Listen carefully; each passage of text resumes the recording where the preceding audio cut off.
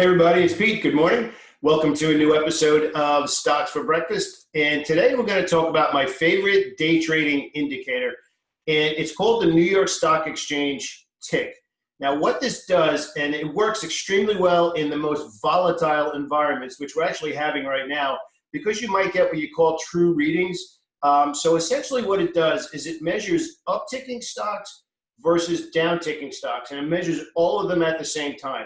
So just to give you an idea what that means. So let's just say, for argument's sake, IBM goes from $150 to $150.05. So that's an upticking stock. And let's just say a different stock goes from $50 to $49.95. That's a downticking stock. So all of them at the same time represent upticking stocks and downticking stocks in that moment. And then you get a number of how many at the same time is doing something. So at any point, you might have 500 stocks upticking. So bam, that gives you a reading of plus 500. Or you might have a downticking stock of reading of negative 500.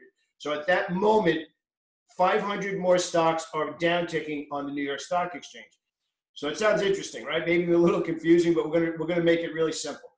So out of all the numbers that you can imagine with the tick reading, is we're looking for 0, we're looking for plus 1,000 or negative 1,000. So 0 is kind of the baseline, right? So that's where no stocks are upticking or downticking more. That's the number, right? The extreme readings, where momentum gets to the point where it exhausts itself, is plus 1,000. So all of the stocks at the same time are upticking, upticking, upticking, and out of all of them aggregated, there's 1,000 more stocks at that, I even exaggerated, right? 1,000 more stocks at that moment upticking, and it hits plus 1,000. And the same thing is happening recently on the downside now with the market selling off heavy. You get down to negative 1,000. So right now, 1,000 more stocks are downticking than upticking. So it's the total number, and that's the number that comes out, right? So plus 1,000 minus 1,000 are the extreme readings. And that means that that's kind of confirmation that you have a lot of buying or a lot of selling right now, and you can kind of dig your heels in and be like, okay, as long as my stock obviously matches what's going on in the market at that moment or the big picture, you can get in there with a little bit more size, you can hold a little bit more. But here's the thing. Within that context, there's also extreme readings of positive 1,400, positive 15, positive 1,600. And if you can imagine when you're driving a car, that's kind of like revving the engine super hard where you get to blow the engine, right? So now you can imagine like there's 0, plus 1,000, and then you get these really extreme readings where just everybody and their grandmother is buying, or on the bottom, negative 1,500, negative 1,600, which we actually had happen last week during all that, the big, I guess we call it the big sell-off for a couple of days, right? So how do you use this information, right? So how do you use it? So the first thing you need to know is just those basic numbers. So I'm going to show you a chart and be like, oh my gosh, that looks so confusing. It's really not. We're only looking for plus or minus 1,000. Everything else in between there is just noise. So just to keep that in mind, right? So you know that plus 1,000, a lot of buying. Plus 1,000, a lot of buying. As long as that continues, you feel good. Same thing on the short side, right? Not feel good. You feel good about your position. That's probably a better way to word it. Now you get pushes to the downside, right? You get a negative 1,000. Okay, you're short selling. I'm still good. Or you're looking for a spot to buy. Not yet, right? Just the same thing on the opposite side. Then all of a sudden you get this negative 1,200 reading, which is a little bit more, it's over, but not that much. It's not quite negative 1,600. But then here's the thing that happens next. The market pushes down to new lows, but then the next time the tick reading goes down, instead of it matching the negative 1,200, now it's negative 800. So you have a difference there. So the market, let's say the SPY pushes down to a new low, and the ticks push down to negative 1,200.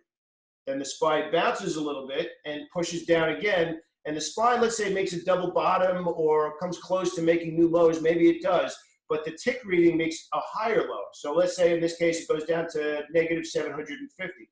So you had negative 1,200 on the last push down, and the market made new lows. The market pushes down again, but this time the negative tick readings are negative 750. So you have a divergence. So let's just think about what that means in just common sense terms. That means that on this second push down, a lot less stocks were down ticking. So it's kind of like what's going on under the hood at this point. Something changed. And we talk about this in the boot camp all the time where we say the tape has changed. If you learn tape reading, the tape has changed. So I'm going to show you what this means out of chart. But here's really the most significant thing and why this is my most cherished indicator, I guess is where you would say it. I'm very big on using stuff that's a derivative of price. I just like to use price itself, which in the case of the tick, upticking versus downticking stocks. So let's say you're in the market and like last week, you're short selling where the market's going down hard, or you're just sitting on the sideline saying, I'm only going to be looking for a spot to buy because I'm a long only trader, right? So the tick pushes down and you're like, okay, if I'm short selling, I'm still good. I'm holding that position, negative 1,000, right? Then the market pushes down again and you're looking at your stock and all of a sudden the tick has a higher reading, even though the market pushed to new lows, or maybe even your stock pushed to new lows. Something changed. So overall, that big picture, all of that money in the market, something changed. It didn't push down. Less stocks pushed lower despite price action in the market. Let's say the SPY ETF at this point goes lower, but the ticks don't.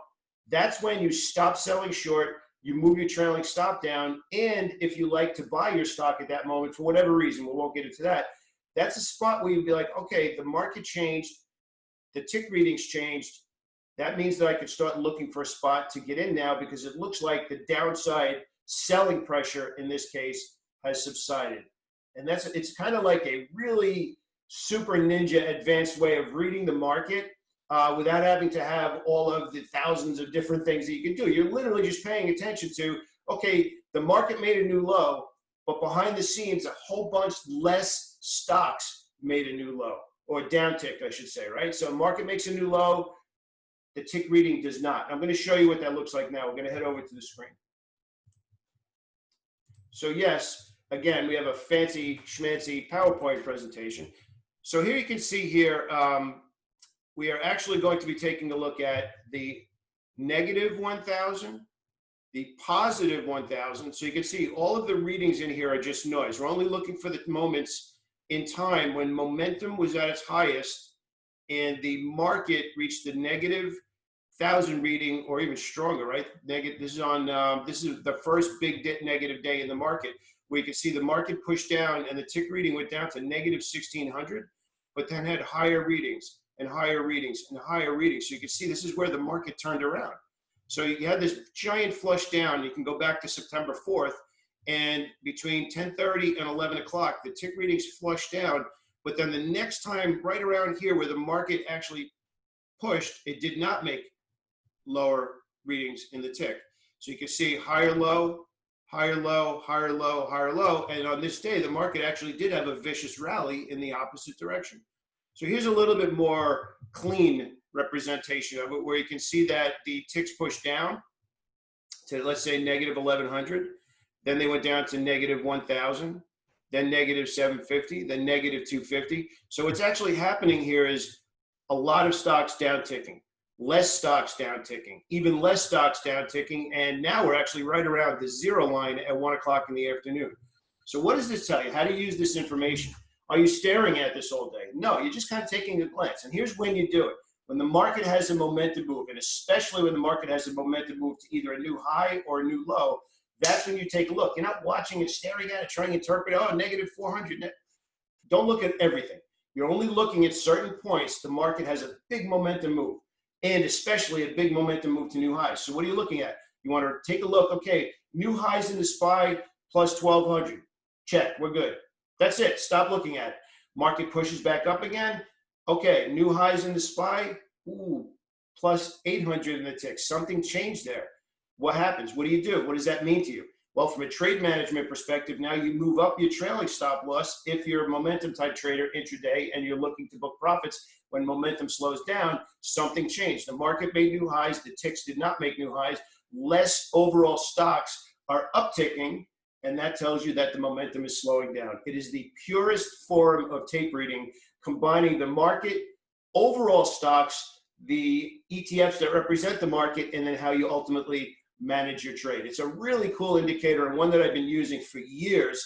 And most people don't use it because it seems like it's all over the place, but it's really not. If you just have zero, you draw a line at minus 1,000, you draw a line at plus 1,000, And it's pretty simple. That's really all you're looking for. And I just also taught you when to use it, which is momentum moves to new highs, momentum moves to new lows. One last thing that's kind of a super ninja way of using the tick indicator. Have you ever been in a situation where you feel like every trade you're putting on is a loser? No other way to put it, right? You feel like, oh, I put it on, and you're not sure. The tick reading can also help you tell you when nothing is going on. And think about this. If I said to you, the market, there's nothing going on in the market right now, you shouldn't be involved. The tick reading, and this is taking it a step deeper, if the ticks can't get past plus 600, maybe minus 600, and they're having a hard time getting out of that window, that means that there's really no consensus in the market. So if there's no consensus in the market where you don't have a big spike up and a whole bunch of stocks up ticking up to plus 1,000, you don't have a bunch of stocks down ticking to negative 1,000, it gets up to plus 500, minus 500, plus 600, minus 600. It's not hitting those extremes. That's a day where there's not that much going on, and you should preserve precious capital. That's a super ninja thing, and it helps you keep fresh and not throw away money because the market's bored. And what's exciting about this is that you are literally letting the market tell you, you're getting feedback from the market just on that one simple indicator saying nothing's going on, dude. Keep the money in your pocket. There's nothing to do right now. So when you get the extreme readings, that gives you conviction. When you get a divergence, that gives you pause. And then when you get nothing, you should be doing nothing. Really pretty simple. I think if this interests you, I would definitely watch the video just once or twice and take notes, because it's actually not that complicated. As a matter of fact, it's pretty simple. Extreme readings, divergence, and can't get past a decent reading. If you find this video helpful, absolutely leave feedback. I'd love to hear from you. And if you like the videos, definitely subscribe to the channel. I would appreciate it. And obviously get some updates and you get my stock picks. Have a great day, everybody.